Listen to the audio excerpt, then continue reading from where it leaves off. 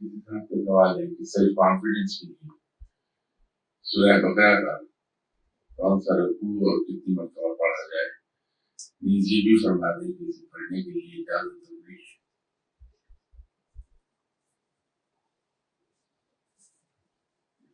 سیدھا سا جواب یہ ہے تو میں ویری گڈ ٹائم مجھے نہیں معلوم کون تھا، انہوں نے اپنا نام لکھ دیا ہوگا، اس نام کی ریفرنس سے بتا دیتا ہے کہ سورہ بقرہ کا کون سا رکوع پڑھنے یا سورہ بقرہ یا کسی اور سورہ کی کون سی آیت پڑھنے تو سیلف کانفیڈنس لیول ہو جائے گا۔ میں نام بھی تحریر نہیں اس لیے میں کہہ نہیں پاؤں گا۔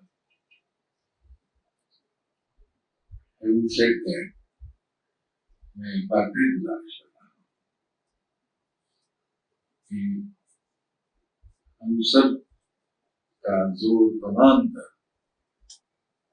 اس پر ہے، خود میں بھی یہی کرتا ہوں، لوگوں کو شاید معلوم نہیں، میں اکثر و بیشتر پایا جاتا ہوں مختلف پیر صاحبان کے درگاہ کے حضور اور مختلف فقیروں کے پاس، تو آپ تو بہت بڑے مسئلے لے کے جاتے ہیں، میں چھوٹے چھوٹے سے مسئلے لے کے جاتا ہوں۔ میرا پرابلم یہ ہے کہ کار کا دروازہ کھولنے کے لیے اپنی کی پر اور چابی پر ایک بٹن دبانا پڑتا ہے، تو میرے لیے بڑا تکلیف ہے، تو میں اکثر و بیشتر پیروں کے پاس جاتا ہوں، کار کا دروازہ کھولنے کے لیے چابی پر بٹن لگا وہ نہ دبانا پڑے، صرف وظیفہ پڑھ لوں اور وہ سب بٹن دب جائے۔ تو اللہ کا شکر ہے کہ ایک سے ایک پہنچے ہوئے بزرگ ہیں، تو اب وہ بٹن جس کو دبانے میں مجھے 5 سیکنڈ لگتے ہیں، اس کی زحمت سے میں بچ گیا ہوں۔ 1.5 گھنٹے کا روز وظیفہ پڑھتا ہوں، دروازہ کھل جاتا ہے، تو 5 سیکنڈ کی محنت نہیں کرنی۔ اسی طرح بال بنانے کے لیے میں وظیفہ 2 گھنٹے صبح پڑھتا ہوں تو بال بن جاتے ہیں، الحمد للہ 15 سیکنڈ بچ گئے۔ یہ سب ایسے مسائل لے کے میں جا رہا ہوں۔ ابھی میں آج کل کسی پہنچے ہوئے فقیر کی تلاش میں ہوں، تو مجھے اتوار کو یہاں آ کے 1 گھنٹہ بولنا پڑتا ہے، میں گھر پہ وظیفہ پڑھنا شروع کر دوں اور آپ کو لیکچر کی آواز یہاں سنائی دے جائے تو میری جان بچ جائے گی، یہ زیادہ بھی نہیں کرنی پڑے گی۔ میں ایسے مسائل لے کے جا رہا ہوں، آپ تو بڑے اچھے لوگ ہیں کہ بڑے مسئلے پریشان ہوتے ہیں۔ بھائیو کبھی اس چیز پہ غور فرمائیے، قرآن پاک کی کوئی ایک آیت نکال لیجیے کہیں جہاں یہ لکھا ہو کہ اے ایمان والو کوئی کام کرنے کی بجائے وظیفہ پڑھ لو تو تمہارے کام ہو جائے گا۔ اے ایمان والو کوئی بھی دنیاوی کام میں کوشش کرنے کی بجائے تسبیح پھیر لیا کرو تو تمہارے کام ہو جائے گا۔ کہیں نہیں لکھا بھائی، قرآن پاک میں کہیں ایک لفظ نہیں۔ وہاں اگر تلقین ہے انسان کو تو اس بات کی ہے کہ نیک اعمال کرنے کے لیے انسان کو اپنے نفس سے جنگ لڑنا ہے، اپنے نفس کی خواہشات کو ختم کرنا ہے۔ رب تعالیٰ نے دنیا کی کامیابی کو مشروط کر دیا ہے کوششوں سے، وظائف اور تسبیحات سے مشروط نہیں کیا۔ قرآن میں تو یہ بھی نہیں کہیں لکھا کہ انسان کو وہی کچھ ملتا ہے جس کے لیے وہ دعا کرتا ہے۔ قرآن میں تو کلیئرلی یہ کہا گیا کہ انسان کو وہی کچھ ملتا ہے جس کے لیے وہ کوشش کرتا ہے۔ یہ دنیا عالم الاسباب ہے، یہاں ہر چیز کا ایک سبب ہوتا ہے، حتیٰ کہ موت کا بھی سبب ہے۔ دنیا کے کام کوششوں سے ہوں گے، ہاں کوششوں کو سپورٹ ضرور کرتی ہے دعا، کہ کوشش کرنے کے بعد رب تعالیٰ سے یہ دعا کرتی ہے، یا اللہ میں نے اپنی سی پوری کوشش کر لی، اب تو اس میں برکت دے دے اور اس کے بہتر نتائج ہمیں عطا فرما۔ کوشش شروع کرنے سے پہلے اللہ کے حضور یہ دعا کر لی جائے کہ یا اللہ میں کمزور ہوں،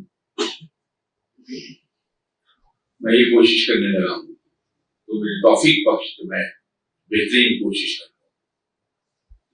تو دونوں دعائیں، کوشش سے پہلے اور کوشش کے بعد کی دعائیں ہیں ہی کوشش سے کے بارے میں۔ تو کوشش ہم پر فرض ہے، ہمیں وہی کچھ ملے گا جس کے لیے ہم کوشش کریں گے۔ ان تسبیحات وظائف سے دنیاوی معاملات کو ہم حل نہ کریں، یہ بے عملی کی راہ ہے، کاہلی کی راہ ہے، اور یاد رکھیے رب تعالیٰ کو کاہل لوگ پسند نہیں ہیں۔ ہم ہر کام میں جو وظیفے اور تسبیحات ڈھونڈتے ہیں یہ ہمیں اس راہ پر لے جائیں گے جہاں ہم اللہ کے پسندیدہ نہیں رہیں گے، ہم کاہلی اور سستی کی راہ پر چل جائیں گے۔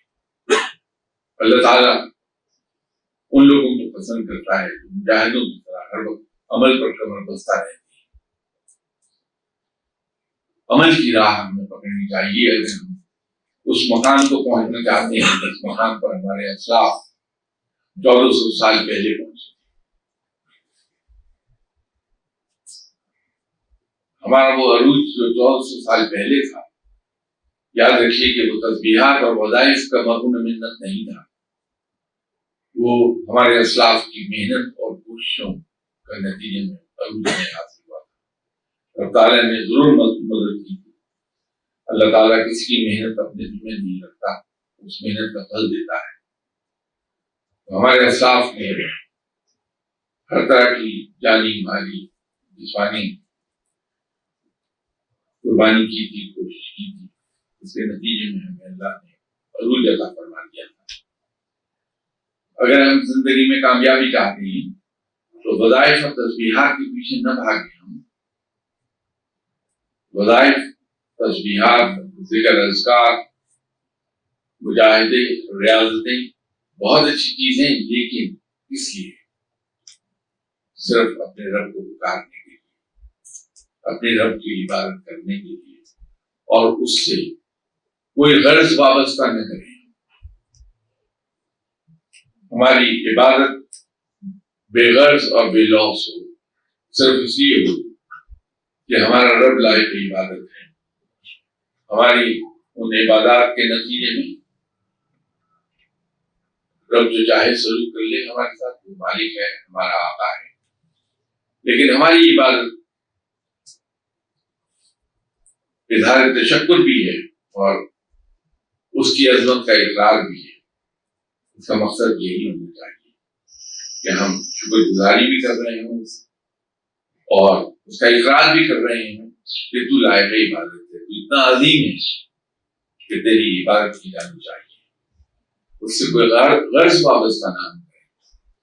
یہ جو ہم وظائف پڑھتے ہیں یہ تو اللہ کے ساتھ ہم کمرشل ٹرانزیکشنز میں جاتے ہیں، یہ کاروباری سودے ہیں جو ہم رب کے ساتھ کرتے ہیں کہ ہم تیرا ذکر کریں گے تو ہمارا یہ کام کر گیا، اور جہاں وہ کام ہو گیا ہم نے رب کو بلا دیا۔ ان چیزوں سے دور رہیے۔ لیکن یہ جن صاحب کا بھی سوال ہے سیلف کانفیڈنس کے بارے میں، اگر یہ اپنا نام لکھ دیتے تو میں ان کو بھی اس وقت